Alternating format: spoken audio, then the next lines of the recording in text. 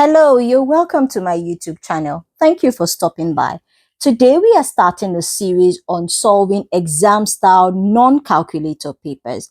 In this series, we'll be looking at 25 Cambridge exam-style questions that you would not be required to use your calculator. If you take a look at this, at the top of the page, it already says calculators must not be used in this paper. We'll be going through all the questions. Along the line, I'll be teaching you tips and tricks on how to solve non-calculator papers. Stay with me. This very first question is asking us to write down the order of rotational symmetry of the diagram. If you take a good look at this diagram, you see it's a square. By the way, you might not even know what rotational symmetry means. Rotational symmetry has to do with the symmetry of the shape when it is rotated about its center. Let me repeat that. Rotational symmetry has to do with the symmetry of the shape when it is rotated about its center. Now, the order of rotational symmetry is talking about how many times the page will look exactly like its original self when it is rotated about its center through 360 degrees. So, for example, your square will have rotational symmetry of order 4. Why? Anytime you rotate a square, it looks exactly like itself 4 times before you rotate it through 360 degrees. An equilateral triangle will have rotational symmetry of order 3. Why? All the sides are equal, and so when you rotate it about its center, you're going to get exactly the same thing 3 times.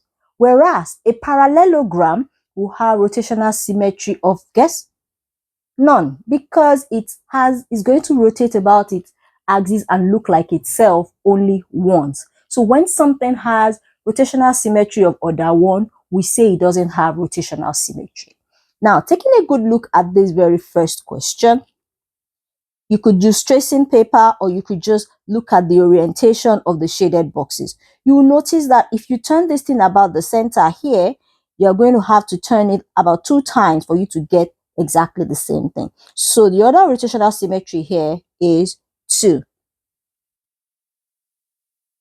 All right. Now, for question number 2, at noon, the temperature in Maseru was 21 degrees Celsius. So we know the temperature at noon was 21 degrees Celsius. And at midnight, the temperature had fallen. That means this is a decrease of what? 26 degrees Celsius. Work out the temperature at midnight. The temperature at midnight will be the temperature at noon, which is 21, minus the decline, which is 26.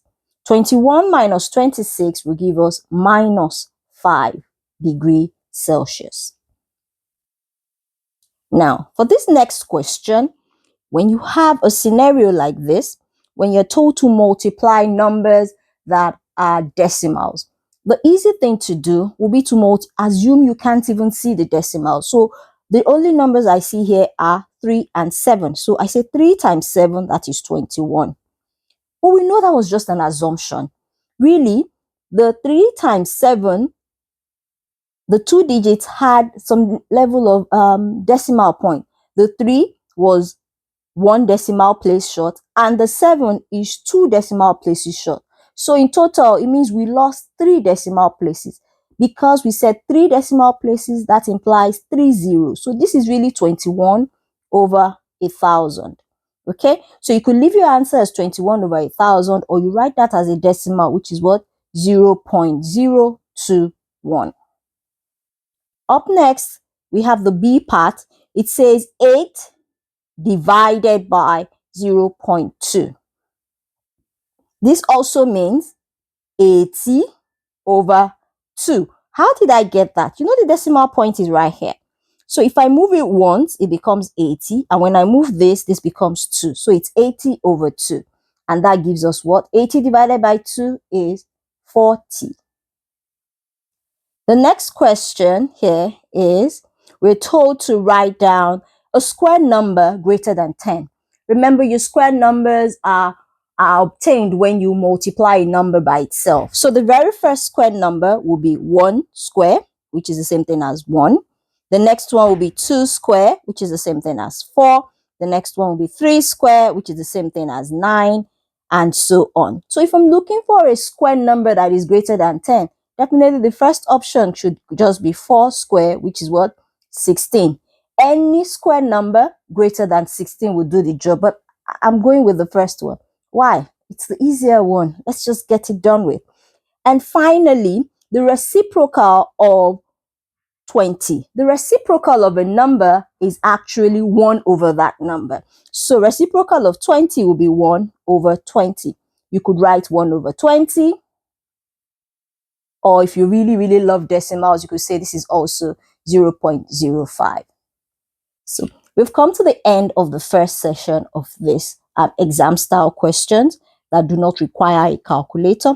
Please go over them and learn how to answer them, and as quickly as possible. Remember, when a question is 1 mark, ideally you should spend 1 minute. That 1 minute entails you answering the question and going over your work. I hope this helps. See you in the next video where we'll continue with question number 5.